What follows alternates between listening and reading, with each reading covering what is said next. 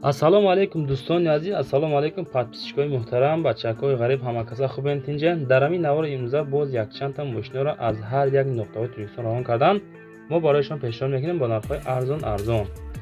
Агар шумо хел хона, мошин, замин, квартира барои рекламаи фурӯш дошта бошед, дар ҳамин рақамҳои WhatsApp экранда маълумоташа равон кунем, мо иншоалло рекламаш мекунем.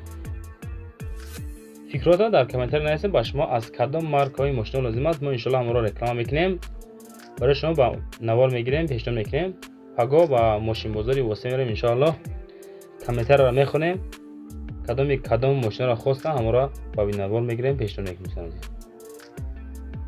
لایک را میمونیم و نگفتنمون که ما کانال دیم اک شدیم با نام دالر official 01 که سیلکش در همون کامنتر موندگی بچه‌ها. در این پادپیس سکنین بعضی ماشینای گیزلا موندگی تماشا کنید. فقط دستگیری ادوشی شوه چند خری میتونید لایک و رامونین پادپیس کنید عزیز. ویدیو را روان کنید با دوستان دیگرتون. ممکن که بعضی ماشینای هسته که شما در پسند نیست با دوستاتون معقولای اونا هم صاحب ماشین شوند. دستگیری یک گرم میکنیم، همه کسی با پیش میگذاریم بین ماشینای روزا و همه شما تماشا بفرمایید. اعلان یکم دوستان عزیز، مرسدس بنز یک کلاس که عین حال در خوجند می باشد با نرخ 112,000 سومانی روان کردن و ما قید کردن که ماشین باید سراغش فروخته شود. سوزشورش تنها بنزینی خالی. خب امکانات های ماشین مرسدس 2008 سالش تازه فول کرده، یوروپیسکی ردنای کراسکای خدشای همه طرفه قانون قایده، کاندیشنرش کار میکنه، تنیروفکش 8 ماه، داکیومنتش 8 ماه.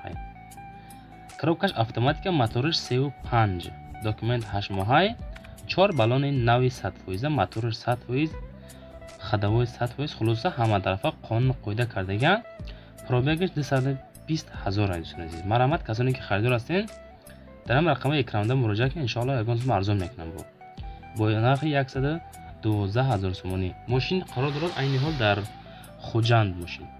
коробка автоматика, ҳолати беҳтарин, кондиционер, тонировка дорад, ҳама тарафа қонун қоида аст. касоне ки харидор ҳастин марҳамат занг занед, кардоре ки харидори конкрет нестен беҳуда хал нарасонед. бачаҳо лайкҳо рамонед, дастгирӣ шава, дарчи тамошо кунед.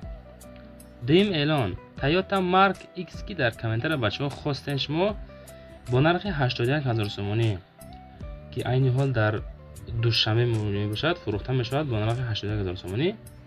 солаш 2007. дар кузови универсални нав аз Дубай омагай, вагон растамоша кардагай, қонуни қоидаш хати 4 баллони 100%, кондиционер, масъалаи хондани самофирошам 100%, ҳама тарафа қонуни қоида бо нархи 81,000 сомонӣ. солаш 2007 сол, мотор автоматика, пробегаш 119,000 сомон азиз. марҳамат занг занед, касоне ки харидор ҳастин муомила кунед. аз номи канали мо гап занед, иншоалло арзон мекунам.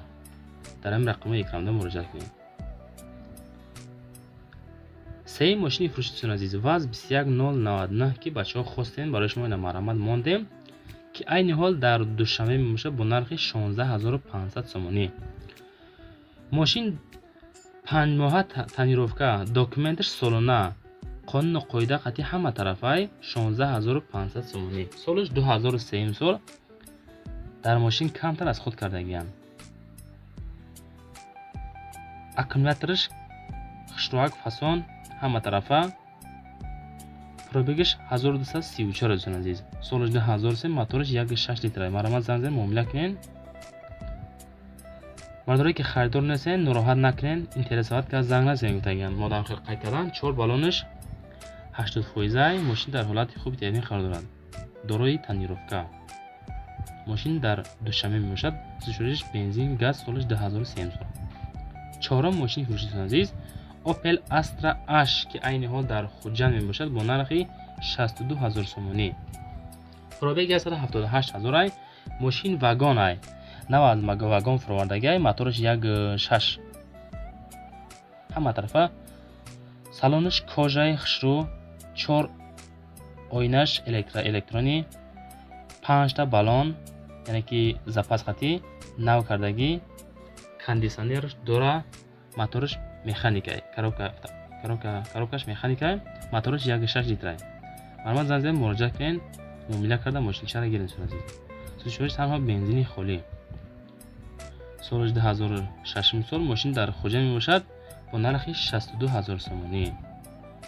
مدا قید کردن که برای کسانی که خریدار هستند زنگ زدن وارنت های علی شوی ندارد سون عزیز.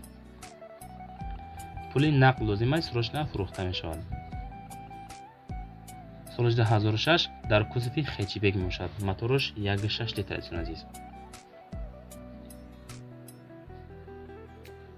ماشین پنجم دوستان عزیز خوندای سنتا که این حال در دوشنبه می باشد با نرخ 119000 سومانی. 4 بالون نو خب در 100 کیلومتر 8 لیتر از خود دارد. رنگش سفید، فاصله خشرو.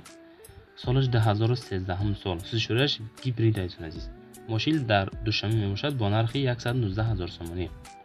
سستای ماشین به حد خوبه میگه واگنای ماشین تا زل لبوی استوبرین در استو سنجم بعد بگیریم دیگه. سالونش زرد. کراسکا خدشه خلاصه که ماشین همه طرفای قانون قاعده خدی.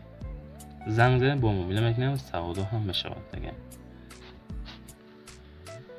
ماشین ششم دوستان عزیز اوپل وکترا اس که این حال در دوشنبه می باشد با نرخ 43000 سومانی. فروخته می شود. موتورش 2 لیتر کاروبکش اتوماتیک. حالت ماشین در حالت بهترین است. خوبای ماشین حالتش بهترین است. زدگی پوستگی عموما نداره. کاندیشنرش کار میکنه. موتور خشرو کار میکنه.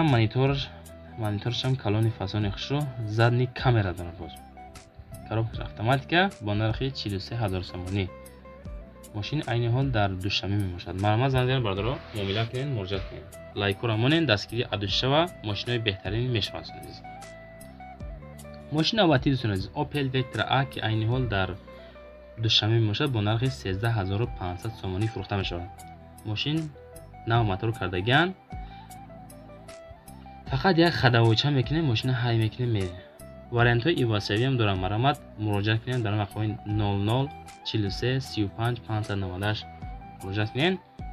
چخچخ کنین نشاطی فروش ماشین ایواز شویش و دیگر جواش. حالاتش خوب افتگین. موتورش 1.6 لیتر کاروبکش مکانیکا 13500 سومانی. سالش 90 سال دوستان عزیز. خیلی ایوی دیدید ماشین در حالت خوبه. خیلی رنگ روش همه طرفه فسان کردگان. یک مسئله دانش معلوماتی مختصر مدت دادن معلومات مفصل میتونین تا تلفن گیرید عزیز. دیگری ماشین فروشی تویوتا ویتس که در کامنتر برادر خواهش کرد که تویوتا ویتس مونیم که این حال در کلوب میباشد. ماشین با نرخ 59500 سومانی فروخته میشود. سالش 2010 سال. موتورش 1 لیتر کمتر از خود است عزیز. خلاصا ماشین از خودش کمه. پرابگش 111234. ماشینچه زوری بده. 1 ساله حجت داره. 1 ساله تنیروفکا. کاندیشنرش یخ فسان کار میکنه. بیر از خود فقط نگیری ماشین های میکنی. نمروش پدرکای. سروشن پول در کورای. کسانی که خریدار هستن زنگ زدن. برادرها هم ویدیو را پدیلی سگن برادرها ماشینشان سروشن فروشن از همش مخویش. اگر دستگیر کنیم خوب میشه. ماشین دیگری دوستان عزیز اوپل زفیرا که عین حال در دوشنبه می باشد با نرخ 76000 سومانی فروخته می شود. سوزشش تنها بنزینی خالی. سالش 2006 سال. کاروبک اتوماتیک. سروشنا فروخته می شود با نرخ 76000 سومانی. حالت این ماشین میگه در حالت بهترین خلاص سستاینش خوبه. یگان از خود نمیگه همه از خود کاگن تنیروفکا داکیومنت 8 ماهه. وارنتی ایواسوی نداره. پرابگش 124000. کاروبک اتوماتیک. موتورش 2 لیتر با نرخ 76000 سومانی فروخته می شود. سراش نه فقط زنگ زدن معامله کنین. زفیره خرو مرمت برای شما زفیره. مرسدس بنز یک کلاس با نرخ 145000 سومانی. سوزشش بنزینی خالی. سالش 2007 سال. مرسدس بنز یک کلاس در حالت بهترین. 4 تا بالون 100 فایزه. مسئله‌اش همش ایواز کردگی. داخلش کنکرت نیای. دارای کاندیشنر، تنیروفکا، 4 بالون 100 فایزه. رقمش پدرکش دیگه مرمت کسی میخره 1001.